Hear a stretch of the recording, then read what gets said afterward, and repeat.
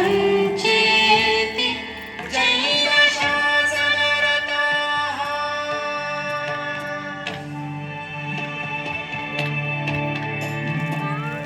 कर्मेति मीमांसकाः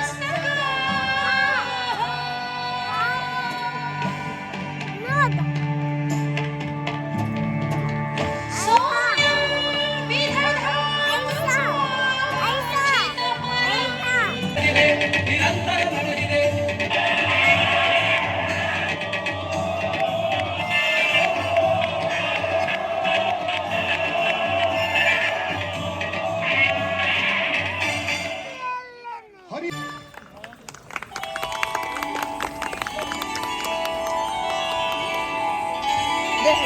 Gigi.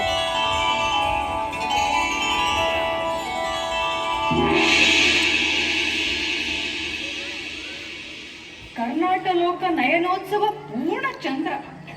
ವಿಜಯನಗರದೊಳ್ಳಾಳುವ ನೀನು ಮನುಜೇಂದ್ರ. ನೀನು ವಿಜಯನಗರದ ರಾಜಪುತ್ರ ಕಂಪರಾಯನೇ? ಹೌದು. ಭಾಷೆಗೆ ತಪ್ಪುವ ರಾಯರ ಗಂಡನೇ? ಹೌದು ಹೌದು. ಪ್ರಾಚೀನ ಪುಣ್ಯ ನಗರಿ ಮಧುರೆ ಶತ್ರುಗಳ ಪದಾಕ್ರಾಂತವಾಗಿದೆ. ಧರ್ಮಾಂಧರ ಅಟ್ಟಹಾಸಾಲಿ ನಡೆದಿದೆ. ದೇವಾಲಯಗಳ ಗೋಡೆಗಳು ಕುಸಿಯುತ್ತಿವೆ. ಗರ್ಭಗೃಹಗಳಲ್ಲಿ ದೀಪವಿಲ್ಲದೆ ಅಂಧಕಾರ ಆವರಿಸುತ್ತಿದೆ. ಮಾನವೀಯರ ಮಾನಭಂಗ ನಿತ್ಯ ದೃಶ್ಯವಾಗಿದೆ. ಮಧುರೆಯ ಮುಕ್ತಿಗಾಗಿ ಹೊಯ್ಸಲ ಬಳ್ಳಾಳ ಹೋರಾಡುತ್ತಾ ಧರಾಶಾಯಿಯಾದ. ಈಗ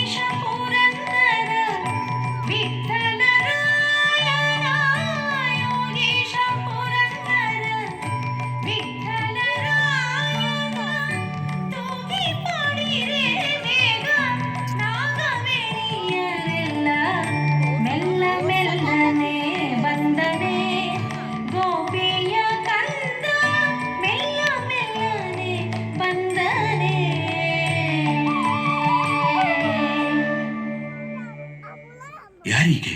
ಯುವರಾಜರೇ, ಈ ಹುಡುಗಿ ವಿರೂಪಾಕ್ಷ ದೇವರ ಪಾತ್ರದ ವೆಂಕಟಸ್ವಾಮಿ ಮೊಮ್ಮಗಳಂತೆ. ಚಿನ್ನಾದೇವಿ ಅಂತ ಇವಳ ಹೆಸರು. ಈಕೆದೇ ನೃತ್ಯ ಇನ್ನೊಂದು ಆವೃತ್ತಿ ಆಗಲೆಂದು ಹೇಳು. ಇದೇ ನರ್ತಕಿಯ ನರ್ತನ ಮುಂದುವರಿಯಬೇಕೆಂಬುದು ಯುವರಾಜ ಕೃಷ್ಣದೇವರಾಯರ ಇಚ್ಛೆ. ಅಪ್ಪಣೆ ಪ್ರಭು. ಚಿನ್ನಾದೇವಿ ಕೃಷ್ಣದೇವರಾಯರ ಪ್ರೇಮ ಹೇಳಿ. मजा में जाओ तो मस्त आ जाओ.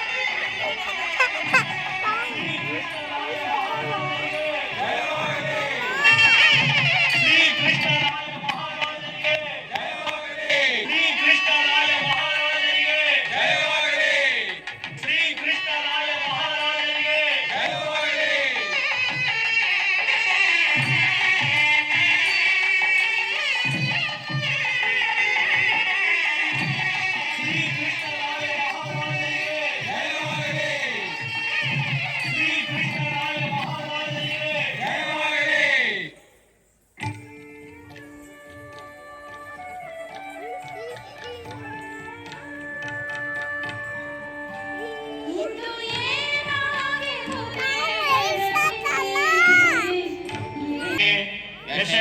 ಸಮೃದ್ಧವಾಗುವು. ಶತ್ರು ಭಯಕ್ಕೆ ಅಂಜದೆ ವಿಜಯನಗರ ಸದಾ ವಿಜಯನಗರವಾಗಲಿ. ಜೈ ವಿರೂಪಾಕ್ಷ, ಜೈ ವಿರೂಪಾಕ್ಷ, ಜೈ ವಿರೂಪಾಕ್ಷ, ಜೈ ವಿರೂಪಾಕ್ಷ.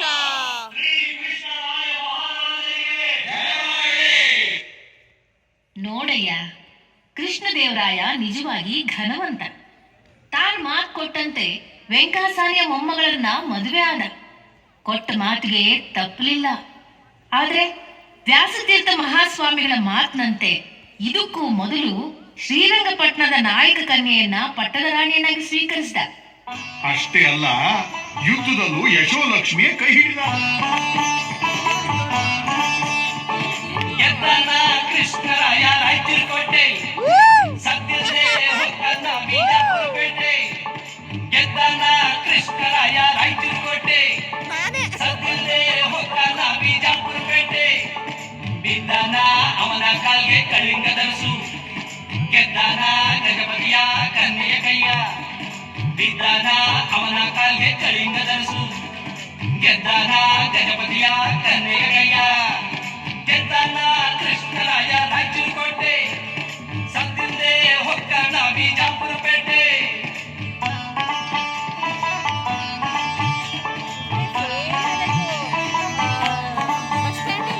ಬಂಡಬೀಡಿನ ಬಾರಿಕೋಟೆ, ಬಂಡಪಲ್ಲಿ ಬೆಟ್ಟದ ಕೋಟೆ. ಬಂಡಬೀಡಿನ ಬಾರಿಕೋಟೆ, ಬಂಡಪಲ್ಲಿ ಬೆಟ್ಟದ ಕೋಟೆ. ದಂಡಿಗೆ ತಡಗಳೇ ಇಲ್ಲಾಯ್ತು, ದಂಡಿ ಬೀದರ ಕಲಬುರ್ಗಿ ಕೊಂಡಾಯ್ತು. ದಂಡಿಗೆ ತಡೆಗಳ ಎಲ್ಲಾಯ್ತು, ದಂಡಿ ಬೀದರ ಕಲಬುರ್ಗಿ ಕೊಂಡಾಯ್ತು. ಕೃಷ್ಣದೇವರಾಯ ಮಹಾಪ್ರಭು ಇನ್ನೇನು ಮಾಡಿದ? ರಾಯಚೂರು ಕೋಟೆಯನ್ನು ಬಿಜಾಪುರದವರಿಂದ ಕೃಷ್ಣರಾಯ ಮತ್ತೆ ಗೆದ್ದ. ಎಲ್ಲೆಲ್ಲೂ ಆತನ ಸೈನ್ಯ ವಿಜಯಿಯಾಯಿತು. ಭಾರೀ ಕೋಟೆಗಳ ದುರ್ಗಮ ಗಿರಿದುರ್ಗಗಳ ಸಾಲು ಸಾಲು ಅವನ ವಶವಾಯಿತು.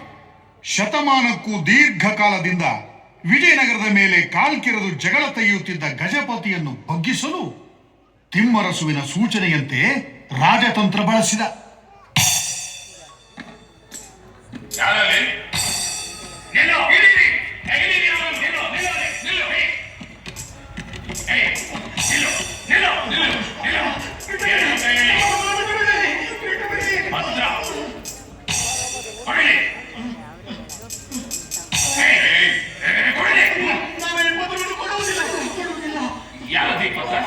ತಿಮ್ಮರಸನ ಪತ್ರ ಯಾರಿಗೆ ಬರೆದದ್ದು?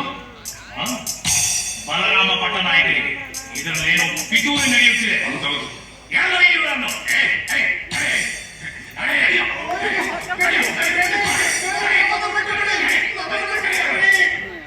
ಗಜಪತಿ ಮಹಾಪ್ರಭುಗಳಿಗೆ ಜಯವಾಗಲಿ. ಬನ್ನಿ ಬನ್ನಿ ಅಧಿಕಾರಿಗಳೇ, ಏನು ಸಮಾಚಾರ? ಪ್ರಭು, ಈ ಬೇಹುಗಾರನನ್ನು ನಾವು ಬಂಧಿಸಿದ್ದೇವೆ. ಈತ ವಿಜಯನಗರದ ಬೇಹುಗಾರ. ಈತನ ಬಳಿ ಒಂದು ಓಲೆ ಸಿಕ್ಕಿದೆ. ಇದು ನಮ್ಮ ಸೇನಾನಿ ಬಲರಾಮ ಪಟ್ಟನಾಯಕರಿಗೆ ಬರೆದ ಪತ್ರ. ಏನೆಂದು ಬರೆದಿದ್ದಾರೆ ಬಲರಾಮ ಪಟ್ಟನಾಯಕರಿಗೆ? ಯಾರು ಬರೆದಿದ್ದಾರೆ? ನಮ್ಮ ಶತ್ರು ವಿಜಯನಗರದ ಅಮಾತ್ಯ ತಿಮ್ಮರಸನು ಬರೆದ ಪತ್ರ. ವಿಜಯನಗರ ಅಮಾತ್ಯ ತಿಮ್ಮರಸರೇ ಎಂದು ಹೇಳಿದೆ? ಬಲರಾಮ ಪಟ್ಟನಾಯಕರಿಗೆ 10,000 ಹೊನ್ನು, ಉಳಿದ 12 ಮುಖ್ಯ ಸೇನಾನಿಗಳಿಗೆ ತಲಾ 5-6 ಸಾವಿರ ಹೊನ್ನು ಈಗಾಗಲೇ ಲಂಚವಾಗಿ ಸಂದಿದ್ದು, ಅವರು ಮುಂದೆ ತಮ್ಮ ಕಟಕನಗರದ ದಾಳಿಯ ಕಾಲಕ್ಕೆ ಅವರಿಗೆ ನೆರವಾಗಬೇಕು. ಇತಿ ನಮಗೆ ಉಳಿಗಾಲವಿಲ್ಲ. ನಾವು ಈಗ ಇಲ್ಲಿಂದ ತಕ್ಷಣ ತಳಕೀಳಬೇಕು. ರಾಜಧಾನಿ ಕಟಕಕ್ಕೂ ಮರಳಬಾರದು. ತಕ್ಷಣ ಇಲ್ಲಿಂದ ತಳಕೀಳಲು ಕಹಳೆ ಊದಿಸಿ.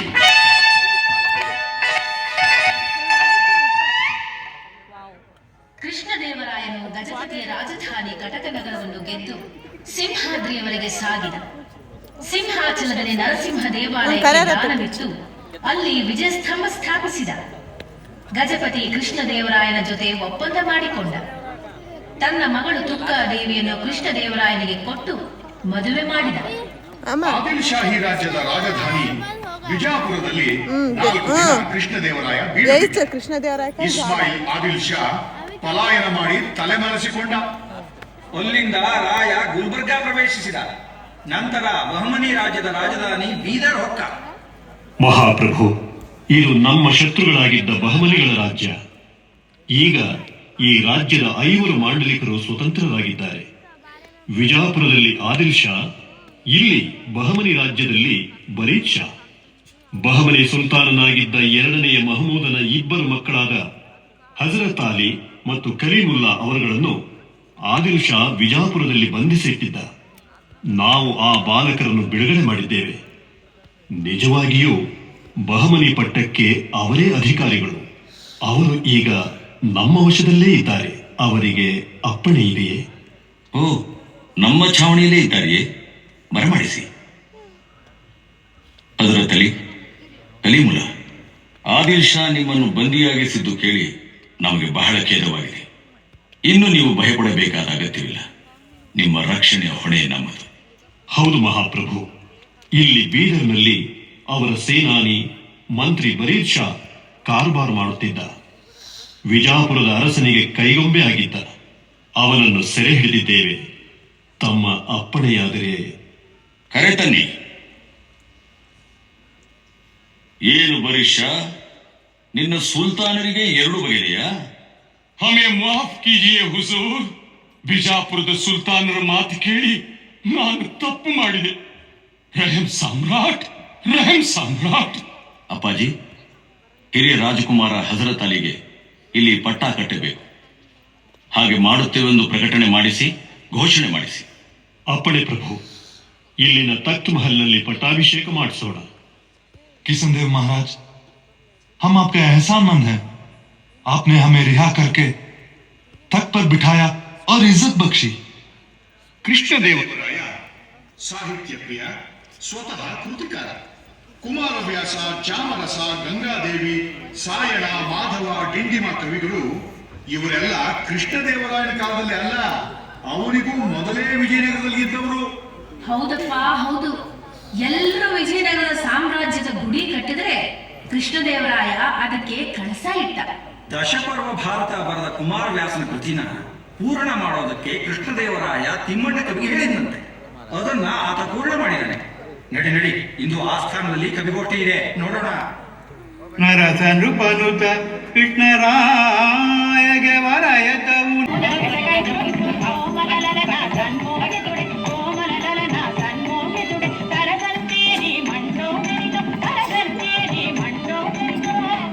ಸೇರೆನು ಲಂಕಾಪುರಿಗೆ ಧನಕು ಜಂಪ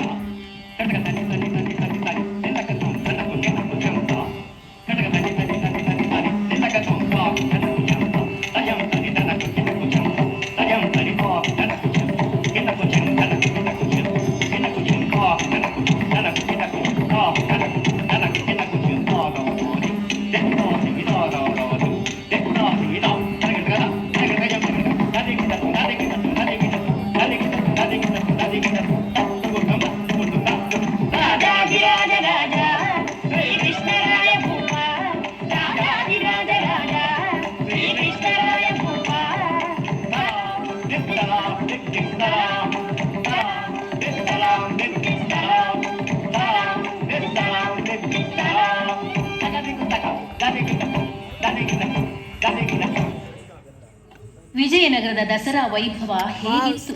ಪೋರ್ಚುಗಲ್ನಿಂದ ಬಂದ ವಿದೇಶಿ ಪ್ರವಾಸಿ ಡೊಮಿಂಗೋ ಪಯಾಸ್ನ ಅಂದಿನ ಮಾತುಗಳು ಇಂದಿಗೂ ವಿಜಯನಗರದ ದೃಶ್ಯಗಳನ್ನು ಕಣ್ಣ ಮುಂದೆ ತರುತ್ತವೆ. ಗೆಳೆಯ, ನಾನು ಈಗ ನಿನಗೆ ಇಲ್ಲಿನ ದಸರಾ ವೈಭವದ ವಿವರ ಹೇಳುತ್ತೇನೆ. ಈ ನಗರ ಎಷ್ಟು ದೊಡ್ಡದಿದೆ ಎಂದರೆ ನಾನು ಅದನ್ನು ವರ್ಣಿಸಲು ಅಸಮರ್ಥ.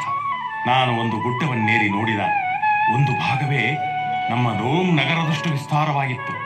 ಪ್ರಪಂಚದ ನಗರಗಳಲ್ಲಿನ ಎಲ್ಲ ಸೌಕರ್ಯಗಳು ಇರುವ ನಗರವೆಂದರೆ ಇದು. ಇಲ್ಲಿನ ರಾಜನ ಸೈನ್ಯವೇ 10 ಲಕ್ಷ. ಗೆಳೆಯ, ಹಬ್ಬದ ದಿನ ರಾಜ ಸಿಂಹಾಸನದ ಮೇಲೆ ಮಂಡಿಸಿದ ನಂತರ ಎಲ್ಲ ದಳವಾಯಿಗಳು ರಾಜನ ಮುಂದಿನ ತಮ್ಮ ಅಲಂಕೃತ ಮಂಟಪಕ್ಕೆ ಹೋಗುತ್ತಾರೆ. ಅನಂತರ ಸ್ತ್ರೀಯರ ನರ್ತನವಾಗುತ್ತದೆ. ಹೀಗೆಲ್ಲ 9 ದಿನ ನಡೆಯುತ್ತವೆ. 10ನೆಯ ದಿನ ಸೈನ್ಯದ ಪರಿಶೀಲನೆ. ರಾಹುತರು ಕುದುರೆಗಳನ್ನೇರಿದ್ದರು. ಕುದುರೆಗಳಿಗೆ ಮೈತುಂಬ ಕವಸು, ಹಣೆಯ ಮೇಲೆ ಬೆಳ್ಳಿಯ ಇಲ್ಲವೇ ಚಿನ್ನದ ಗಿಲಾವು ಮಾಡಿದ ಫಲಕಗಳು. ಅಸಂಖ್ಯ ಆನೆಗಳ ಕೊರಳ ಗಂಟೆಗಳ ನಾದಕ್ಕೆ ಭೂಮಿಯೇ ಪ್ರತಿಧ್ವನಿಸುತ್ತಿತ್ತು. ಕಾಲ್ದಳಗಳು ಎಲ್ಲ ಗುಡ್ಡಗಳಲ್ಲಿ ಮತ್ತು ಕಣಿವೆಗಳಲ್ಲಿ ಹರದಾರಿ ದೂರದ ಆಚೆಗೂ ಸಾಲು ಸಾಲಾಗಿ ನಿಂತಿದ್ದವು. ಅವುಗಳ ಕತ್ತಿ ಗುರಾಣಿಗಳ ಅಲಂಕಾರ ಅದ್ಭುತ.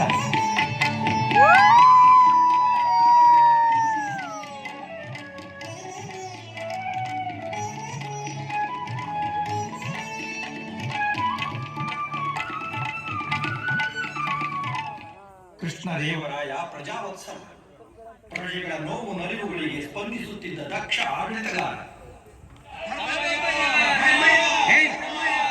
ನೀವ್ಯಾರು ಈಗ ಯಾಕೆ ರಸ್ತೆಯಲ್ಲಿ ಹೋಗಿದ್ದೀರಾ? ಹೇಳಿ ಹೇಳಿ. ಈಗ ಚಕ್ರವರ್ತಿಗಳು ಈ ರಸ್ತೆಯಲ್ಲಿ ಬರ್ತಿದ್ದಾರೆ.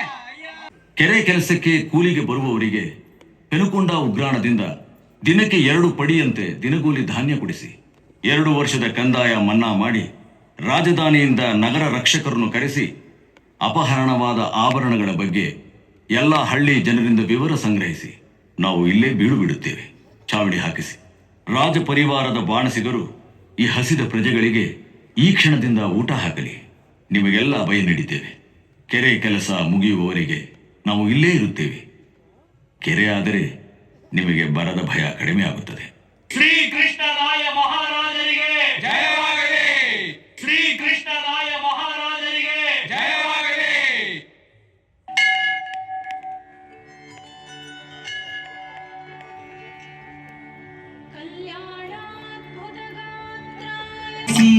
ಉಟ್ಟುಕೊಂಡರೆ ಅದು ಮಡಿಯಲ್ಲ, ಒಣಗಿಸಿ ಉಟ್ಟುಕೊಂಡರೆ ಅದು ಮಡಿಯಲ್ಲ. ಹೊಟ್ಟೆಯೊಳಗಿನ ಕಾಮ ಕ್ರೋಧವ, ಹೊಟ್ಟೆಯೊಳಗಿನ ಕಾಮ ಕ್ರೋಧವ ಬಿಟ್ಟು ನಡೆದರೆ ಅದು ಮಡಿಯು. ಮಡಿ ಮಡಿ ಮಡಿ ಎಂದು ಅಡಿಗಡಿ ಹಾರುವಿ ಮಡಿ ಮಾಡುವ ಪರಿ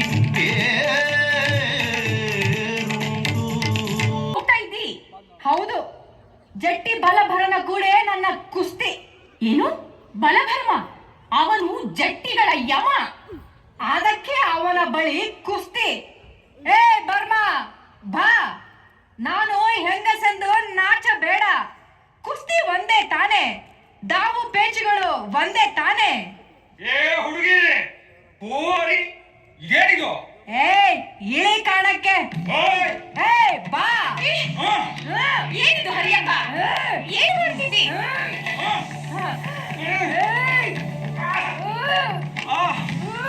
ಹರಿಯಪ್ಪ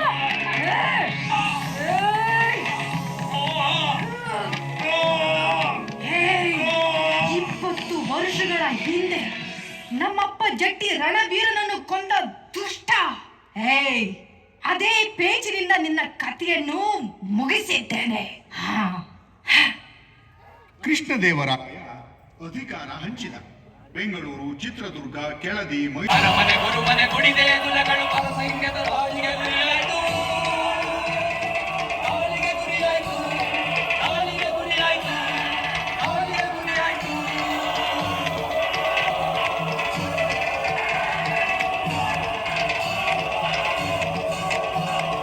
ಪಂಪಾಪತಿಯ ಹಿರಿಹಂಪೆ ಬರಿದಾಯ್ತು, ಉಳಿಯಿತು ಬರಿಗೊಂಬೆ. ಬರಿದಾಗಿ ಉಳಿಯಿತು ಹಾಡು ಹಂಪೆ. ಹಾಡು ಹಂಪೆ, ಹಾಡು ಹಂಪೆ, ಹಾಡು ಹಂಪೆ, ಹಾಡು ಹಂಪೆ, ಹಾಡು ಹಂಪೆ, ಹಾಡು ಹಂಪೆ.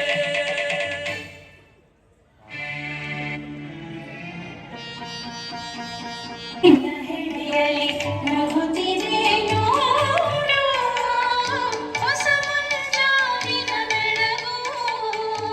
ವೃಕ್ಷವು ಉಳಿದರು ಉಳಿದಿವೆ ಬೀಜ, ಮಣ್ಣಿನ ಕಣಕಣದೊಳಗು. ಮಣ್ಣಿನ ಕಣಕಣದೊಳಗು. ಈರುಳಿನ ಹೆಡೆಯಲಿ ನಗುತ್ತಿದೆ ನೋಡು, ಹೊಸ ಮುಂಜಾವಿನ ಬೆಳಗು. ವೃಕ್ಷ ಉರುಳಿದರು ಉಳಿದಿವೆ ಬೀಜ, ಮಣ್ಣಿನ ಕಣಕಣದೊಳಗು. ಮಣ್ಣಿನ ಕಣಕಣದೊಳಗು. ಈರುಳಿನ ಹೆಡೆಯಲಿ ನಗುತ್ತಿದೆ ನೋಡು.